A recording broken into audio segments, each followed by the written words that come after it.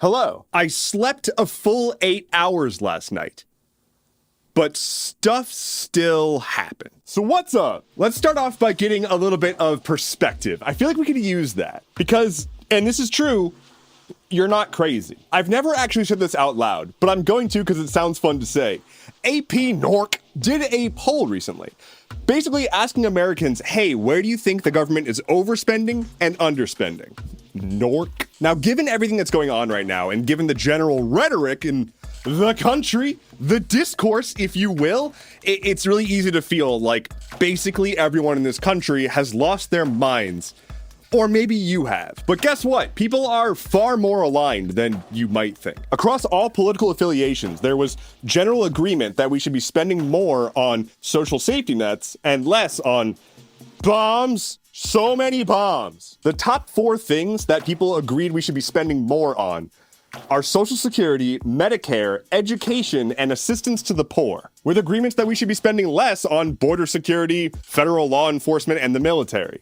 Or at least not investing as much. There's really not much of a spend less, except for the federal law enforcement agencies. No one wants them. In the same polling, it shows that Americans estimate the government spends about 32% of its annual budget on foreign aid.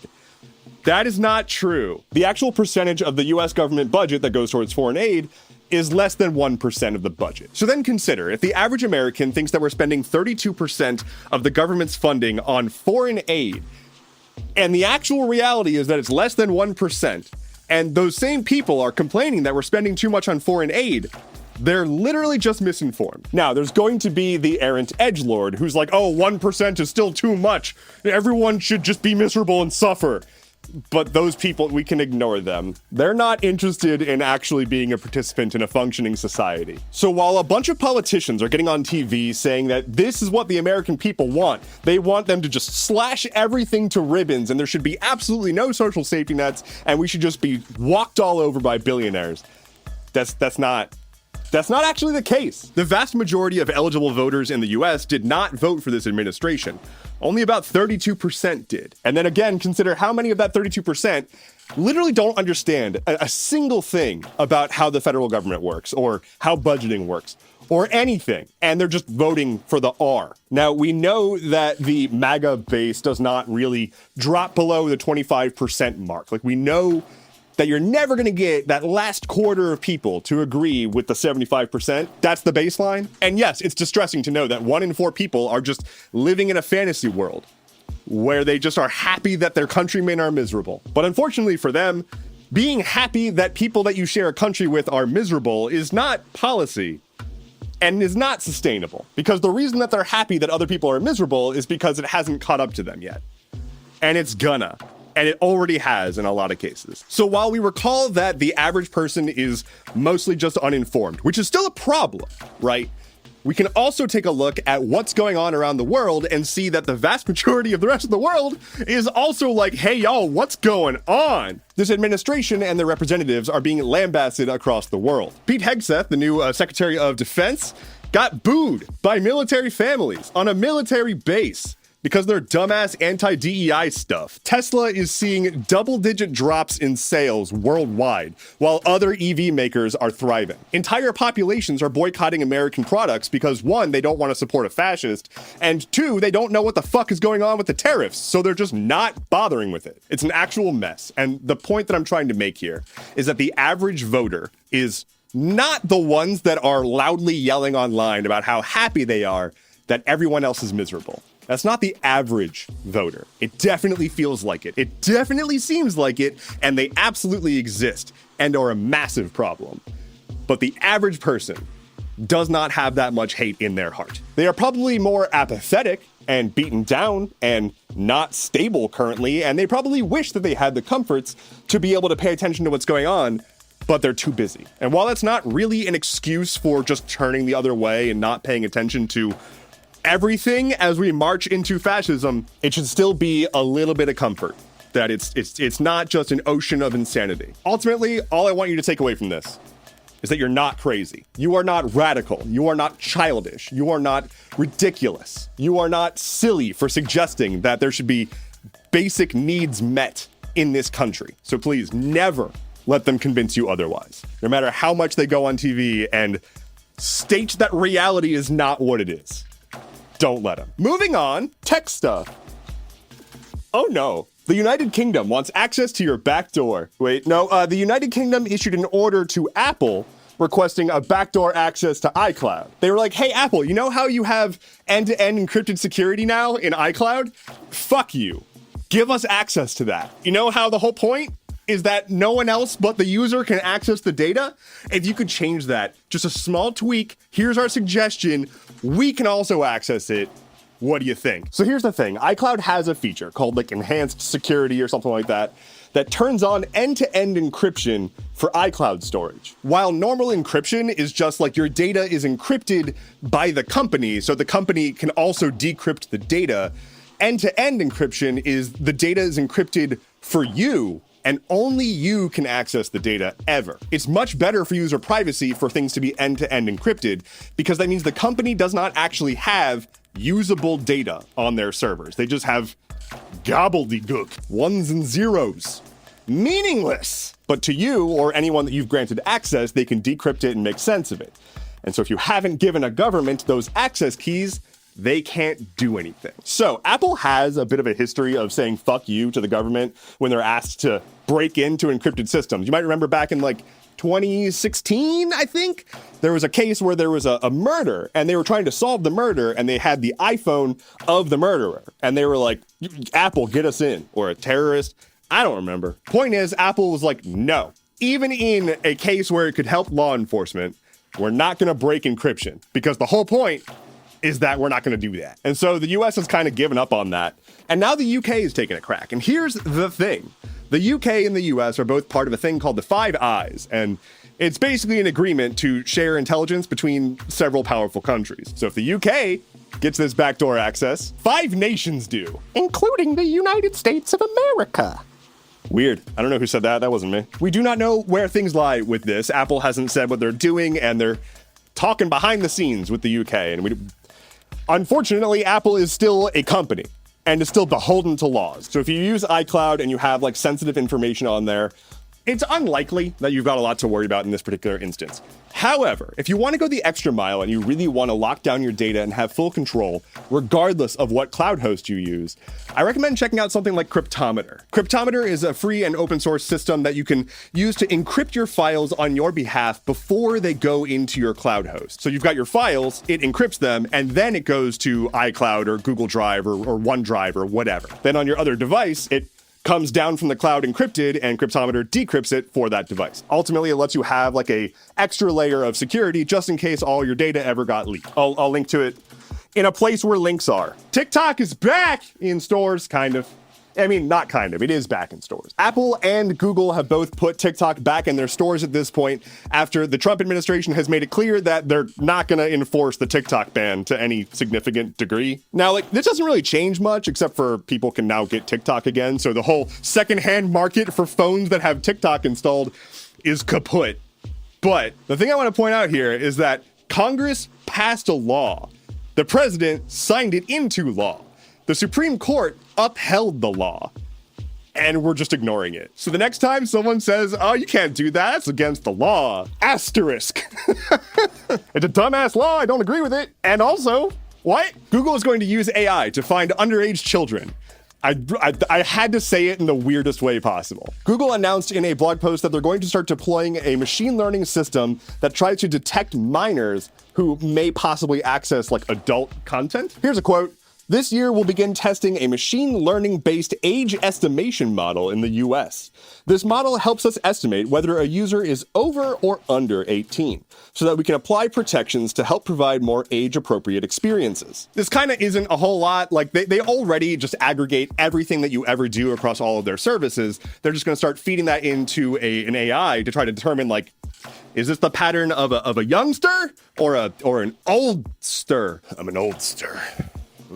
I'm mostly just excited to see who gets a flag on their account saying, you're a child. Because it's going to cause, if anything, just a wave of people going to social media being like, Google labeled me a child. Policy stuff. Policy stuff.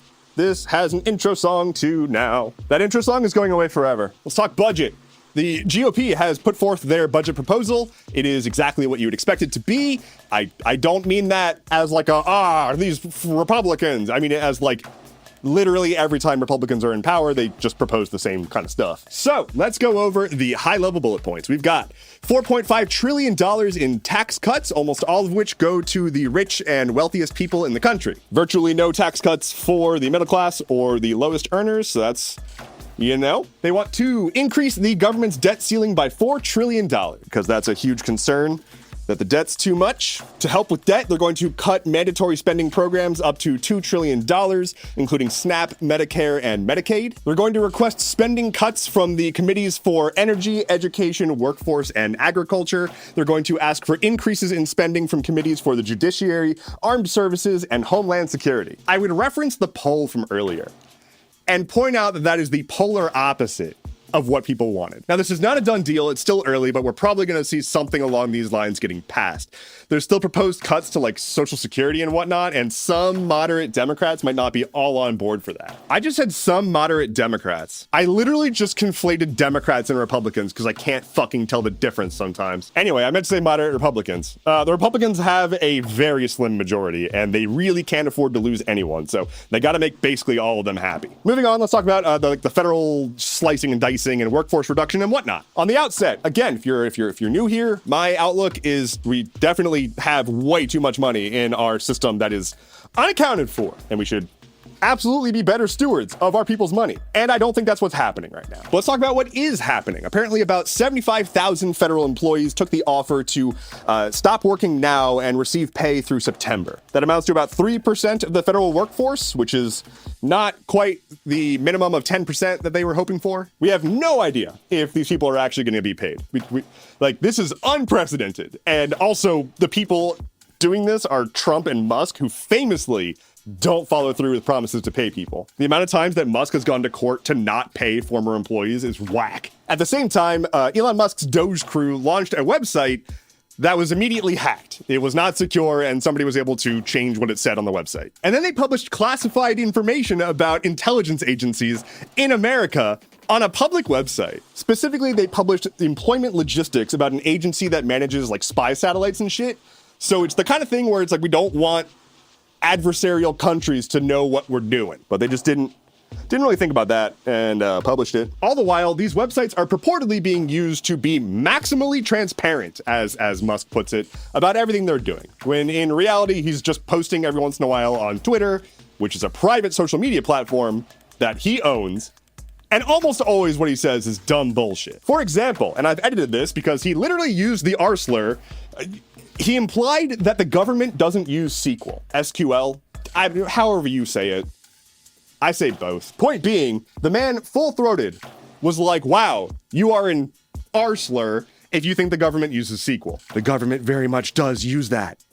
A lot. So the tech genius, who is not actually a tech genius at all, repeatedly shows us that he's not a tech genius, and yet people still cheer him on because delusion. And then a German security researcher was able to get a snapshot of a big list of things that Doge was going to say they tackled and got rid of. Things that were supposed to be big wins and whatnot. The list was also specifically rewritten to sound as absurd as possible, as opposed to listing what the actual contracts and whatnot were. For example, one of the bullet points was that they claimed the government, quote, shelled out tens of thousands to create an army of 2,500 LGBTQI plus allies. But like, it doesn't say anything about what that actually means. That could be anything. That could be anything. Another example of them spending government spending is NASA has allocated roughly $10 million to grants advancing DEI and, quote, environmental justice since 2020. $10 million since 2020 for environmental justice. From NASA, says Elon Musk. I haven't checked, but I'm fairly certain the multi-billion-dollar contracts that Musk is getting is more consequential. And environmental justice literally just means ensuring that communities aren't being destroyed by toxic waste. Seems like an okay thing to spend a bit of money on. And a 10 million is it's nothing over 4 years. So look, I'm kind of going back to my original theme of like, they're doing everything they can to make it sound like things are absurd and to make it sound like you are ridiculous for wanting to keep these things, like creating an army of queer allies. It's not reality. They're trying to reword reality. And so I'll end this segment with the short statement included from the German researcher who said, "People all around the world care. You are not alone." And hashtag trans rights. Bonus thing, as I was putting this together, it came out that the Trump administration fired so many people so hastily that they're now trying to unfire some of them, but can't because they no longer know how to contact them. Specifically, they're trying to rehire people in the National Nuclear Security Administration, the people who oversee nukes. Oops, we fired too many of those people. And we can't find them now. So, Eric Adams is a hot button again. New York Mayor Eric Adams did a bunch of fraud and crime and took a lot of bribes. And we're aware of this. And he's been hit with a bunch of charges over it. But recently, a whole bunch of New York prosecutors have started to resign because they've been asked to drop the case against him. And they're all like, no, we have so much evidence that he did it. And then it came out that Eric Adams has approved ICE to be able to operate on Rikers Island, which has not been a thing that they could do since the sanctuary city laws went into place. And then it came out that Eric Adams has been palling around with Trump's border czar, and they made an agreement. And so I just have ears, eyes, a beating heart, and a functioning brain, but it sure seems like they said, "Hey, Eric Adams, we'll drop your charges if you comply with ICE." But you didn't hear it from me. Lightning round. 160 unexploded World War II era practice bombs were found buried underneath a children's playground in the UK. I don't know what constitutes a practice bomb, but according to what I've read, they can still explode. But practice explode. Luigi Mangione has accepted a $300,000 donation from a bunch of his fans, and he says thank you. An 18-year-old dude who was running a swatting for hire business was finally caught after causing hundreds of swatting incidents. He even swatted his own house to throw off the cops. Igloo, the cooler company? The cooler company. The cool people. They're recalling a cooler, millions of them, because they might chop off your finger. A United States aircraft carrier collided with a merchant vessel. That's a 100,000-ton ship colliding with a 50,000-ton ship. Miraculously, nobody was hurt. That's neat. Sri Lanka recently experienced a nationwide power outage. The root cause? A monkey. A monkey got up all in their power grid business and fucked with it. They didn't have power. And finally for today, we have video of a man who was swallowed alive by a whale before being spat out back into the ocean. He's fine. I'm not sure if the whale's fine, though. That's got to be embarrassing. Thank you so much for listening to today's episode of Stuff Keeps Happening. Head to skh.news for sources, bonus content, and the coldest glass of water you'll ever drink. My name is Endeavorance. I'll be back on Monday. Take care and be well.